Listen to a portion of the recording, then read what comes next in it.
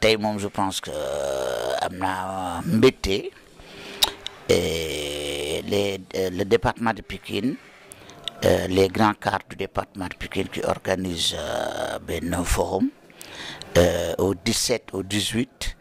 si biir loolu ñu ne bon dañuy sargal kilifa département bi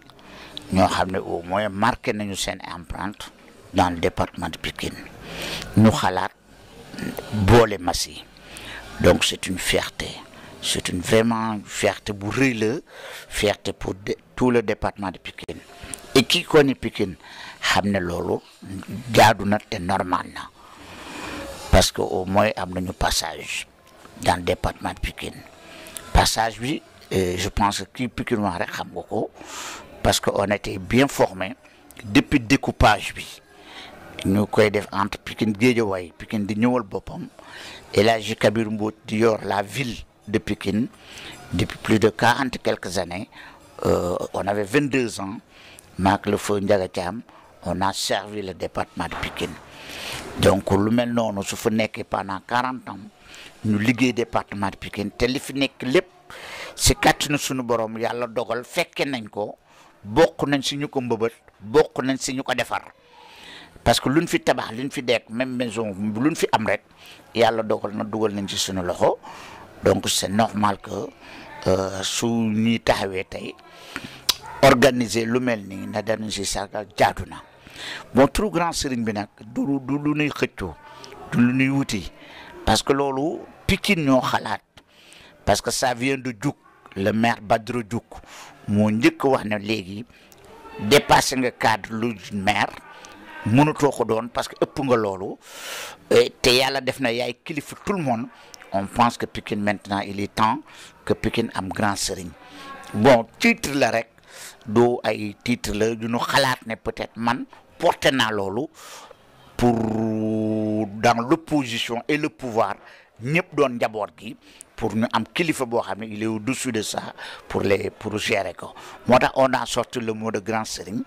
après ba nu si avancé nag ñoom Thiam Dogo tout le monde tout Pikine maintenant en parle ba man affaire sax dafa jël beneen dimension bu ma ëpp léegi nit ñi dem nañ ba au début maire lañ doon wax dem nañ boo léegi waxatuñu monsieur le maire léegi tout le monde parle de grand sëriñ donc honneur dañ ma ko honoré dañ ma ko jox peut-être xëy na sama dayoo dans le département de Pikine moo tax ñu jox ma ko donc tey nii suñu ñëwee aussi ne dañ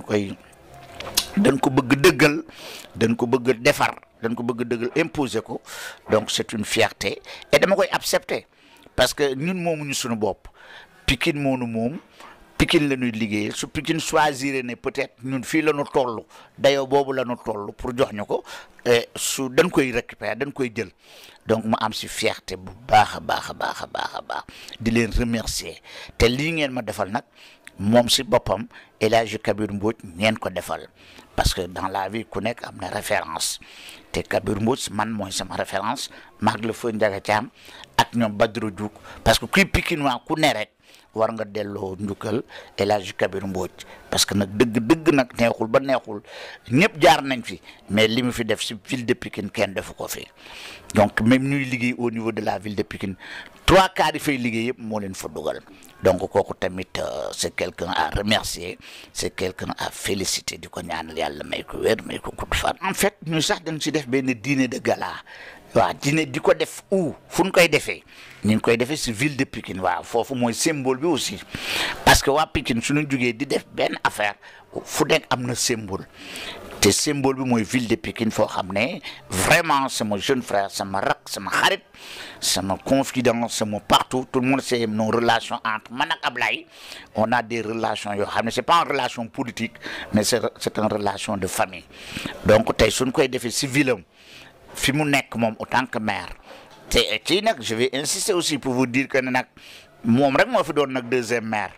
waaw moo dem dellu siwaat kooku moom vraiment aussi ñu sargale ko nangul ko parce que Pikine l'histoire retiendra qu'un jour il y a que Timbo qui a 2 mandats donc loolu aussi c'est une fierté pour nous ñoo xam ne ñun ñoo ko encadré pour ñun ñoo xam ne ñun ñoo ko jàppale pour ñun ñoo xam ne ñun ñoo xeex pour mu am 2e mandat donc lolo aussi c'est vraiment une fierté pour le département. Nous avons fait civil, donc je pense qu'on évite tous les Pikinois parce que c'est pas un problème de Pikinois, c'est un problème de tout le monde. J'invite tout le monde, j'invite tous les Sénégalais, tous les Dakarois pour que nous assister. Wa, nous jox ko nak kenn ki ñu koy jox nak mën nañ ko tudde doom parce que Ablaye Nar ma mom duñu ñaar kenn lañu té Ablaye moy taw so xolé né Ablaye sax moy Papa Kéba parce que toujours papa moy taw donc ñu jox ko kan ñu jox ko Kéba de sunu rak et puis tay nak dafa xew ci jamono en plus aussi il faut que ñu reconnaître ko parce que moment bu nek dina am l'histoire. Waaw moment bu nek dina am histoire mais période bi ñu tollu nak pour dire vrai parce que yeen say dina dem di assister limuy def di ko xol mais très honnêtement actuellement à l'heure qu'on parle Kéba nak mo yor bëss bi Kéba nak moy moñ cere ji nak waaw mu nangu ko nangul mo am Pikine xam ne aussi doomu Pikine la parce que fii la juddoo si tali yu bees fii la màggee fii la defee ses preuves suñu jëlee lépp encore delloowaat ko doomu Pikine et puis ce que je reconnais en lui et puis ma nangul ko aussi vraiment su may dem si instant samedi su muy joué je vois que les Pikinois autour de Kéba y a que des Pikinois ñooñu di nekk autour de Kéba voilà donc tu vois les Pikinois ils sont fiers. Ils sont trop fiers d'être solidaires. Besoin de Messi Kéba, lui aussi donc vraiment je remercie tous les Pikinois. Vraiment la solidarité vis-à-vis de Pikine n'a pas poussé. Vous avez vu le président Ali, effort Bimouidef. Vous avez vu Madame Sek, effort Bimouidef. Vous avez vu Marème Mbodj, jeune fille Marème Mbodj. Donc effort Bimouidef. Mais défendez pour Sandbob. Ils le font pour Pikine, pour que Pikine gisse sen bop. Li coono la dafa metti depuis peu de temps